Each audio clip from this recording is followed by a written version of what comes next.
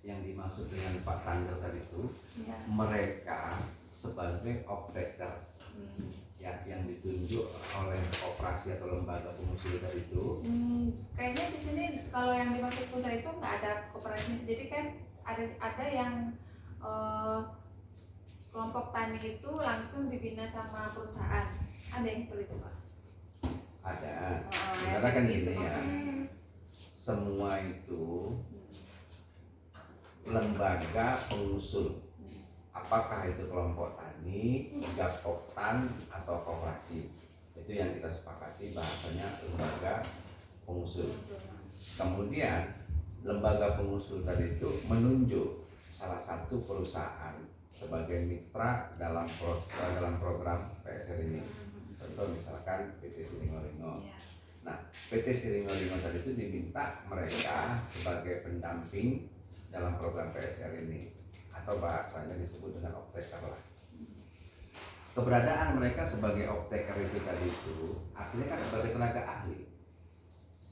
Bagaimana proses pengerjaan di lapangan tadi itu sesuai dengan SOP yang diharapkan dengan adanya tim ahli tadi itu.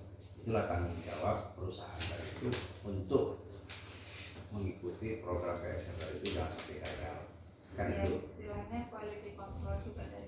Iya. Nah, tapi kalau yang Ibu bilang tadi itu kan sudah terjawab di sana. Perusahaan sebagai off-taker dia tidak bertanggung jawab mengenai pinjaman. Kan dari bahasa Pak Tandur tadi kan. Nah, perusahaan tidak bertanggung jawab masalah pengembalian pinjaman kuota itu. Tapi perusahaan bertanggung jawab bagaimana teknis yang dia bertanggung jawab, bagaimana teknis budidaya tadi itu dengan benar. Kan sebatas itu. Jadi apa sih bedanya dengan koperasi? Kalau kita diskusi ya, kita diskusi. Makanya mungkin pemikiran PKS yang dari PKS yang disiapkan nama BTN yang di kantor pusat itu berbeda sama yang di lapangan. Itu belum tentu ada yang mau kalau seperti itu kan. Pihak ketiganya tuh menjamin dalam hal ini pinjamannya si pemohon, si petani gitu. Sementara yang diharapkan dari Bapak BTN seperti itu Pak. Ada yang menjamin dari perusahaan? Maksudnya kalau misalkan terjadi prestasi si perusahaan nih mau lah untuk bekerja sama, mungkin menalangi atau seperti apa gitu. Kan di bawah binaannya mereka. Enggak juga. Itu semalam contoh kita ambil Asian Agri ya, orang itu ada menjalankan program PSR Koperasi AJMS. Nah, Koperasi AJMS ini domisilinya ini di Perlabian. Ketuanya itu Pak Safirjal. Jadi ketemu saya sama Pak Hendra, manajer lapangan PSR orang itu, ya. Orang itu termasuk gagal di situ. Gagalnya bagaimana? Kan gitu ya. Dana dari pemerintah. Iya, Tenisa.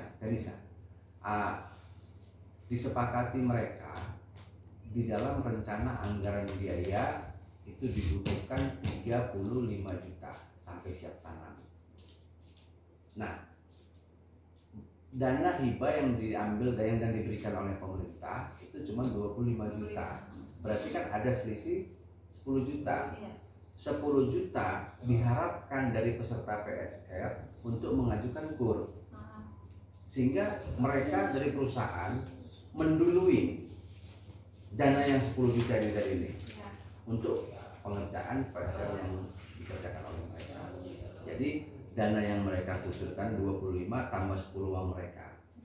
Nah, setelah di lapangan tadi itu kan gitu ya, petani diarahkan untuk menandatangani KUR, nggak ada yang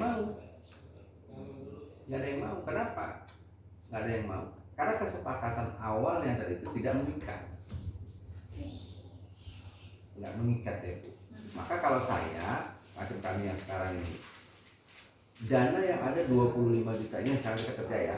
Dana yang ada 25 juta dari pemerintah, itulah yang kita upayakan untuk kita sesuaikan dengan RAB-nya. Sebatas dana itu.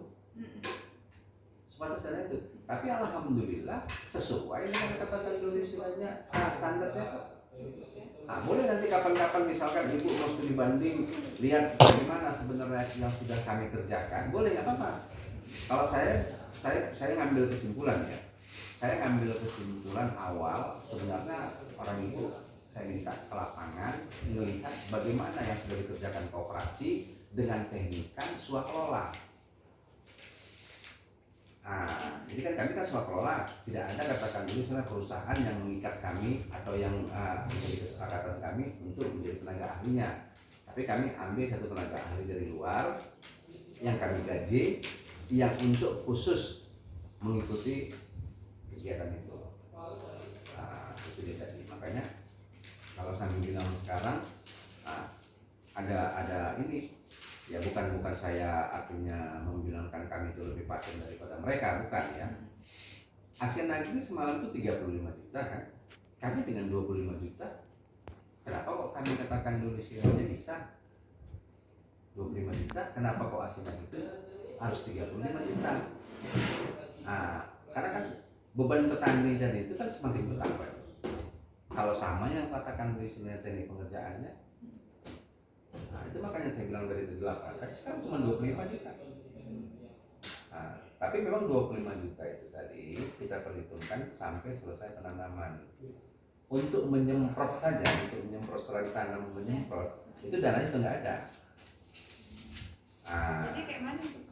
Nah, dikembalikan kepada petaninya. Itulah kita swakelola.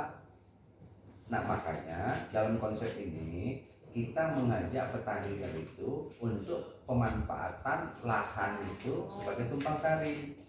Contoh semalam kami undang semalam itu dari perusahaan benih jagung, kemudian sama sayuran ke kantor untuk diskusi seperti ini. Dari tanah yang ada, apa yang bisa ditanam di situ, yang bisa berpenghasilan sebelum tanaman sawit itu menghasilkan. Itu yang semalam konsep kami semalam diskusi sama perusahaan itu. Insya Allah habis lebaran kita nanti ini kita duduk sama lagi sama mereka, kita minta mereka untuk membuat demplot.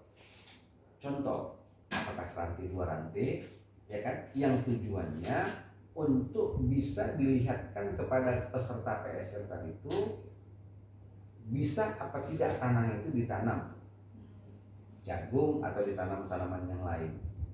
Nah, dan kita minta sama mereka, kalau nanti kita buat program itu, tenaga ahlinya kita minta mereka juga harus turun mengawasi itu tadi itu. Sehingga program yang kita buat tadi itu, biarpun dia swakelola, tapi diikuti oleh tenaga ahli dari perusahaan benih itu tadi itu. Itu tujuan kita sebenarnya semalam. Tapi itu pun sebenarnya gini. Maka tujuan saya juga datang kemari mau mensajikan program itu.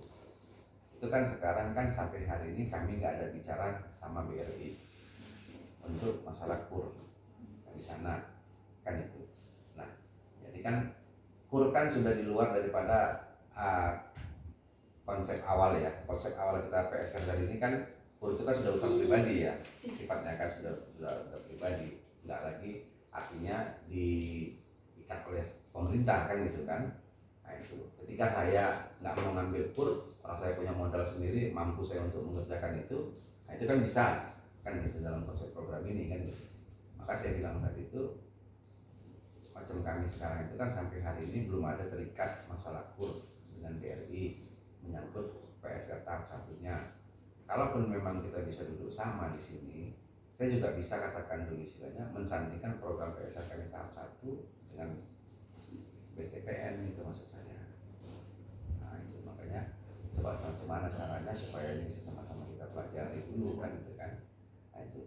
Jadi kalau untuk pengembaliannya tadi itu kembali dari hasil tanaman itu juga lah nanti yang akan membayar utangnya. Dari hasil yang apa tadi ya? Dari hasil tanaman sawitnya. Dari hasil tanaman sawitnya. 3 tahun lagi itu ya. Iya. Tapi kalau yang macam ibu bilang tadi itu, misalnya bunga kurnya tadi itu dibayar, misalnya katakan dulu istilahnya bayar bunga kurnya tadi itu misalnya per tahun, misalnya contoh ya. Jadi kalau saya ngambil sederhana Bu, pinjaman saya sekarang katakan dulu 30 juta. Berapa jasanya harus katakan dulu sekarang itu Novi? Cuman itu tadi Pak, saya nggak berani bilang kalau misalkan kita kasih umum bisa, karena syarat dari kantor pusat itu saklek gitu, harus ada penjamin perusahaan gitu, makanya kendalanya di situ. Ya, tadi kan saya bilang Izin prinsip, cobalah nanti kalau misalkan ada berapa total kita bikin datanya izin prinsip. Memang harus izin prinsip dulu kalau yang kayak gitu, karena kan kebijakan. Maksudnya bukan yang jalur biasa, tapi maksudnya kebijakan bisa nggak gitu kan kita tanyakan gitu. Cuman harus ada ikatannya ini Pak. Gimana? Supaya BTN yakin nih kalau misalkan ada apa-apa wan prestasi kan dia baru menghasilkan 3 tahun lagi. Pegangan kami apa, sedangkan agunan nggak ada gitu. Nah, kan. tapi tadi kita bicara agunan ada tapi bukan sertifikat. Itu dulu kita bicara. Ya kan? Kayak rumah atau enggak, mobil. surat tanah itu. Surat tanah. Iya. Tapi nggak sertifikat Pak. Nah, emangnya gimana ya Bu? Maksud saya gini, apa sih beda sertifikat dengan surat, katakan dulu istilahnya yang ini sekarang ini? Sertifikat itu kan bukan milik, istilahnya. Maksud?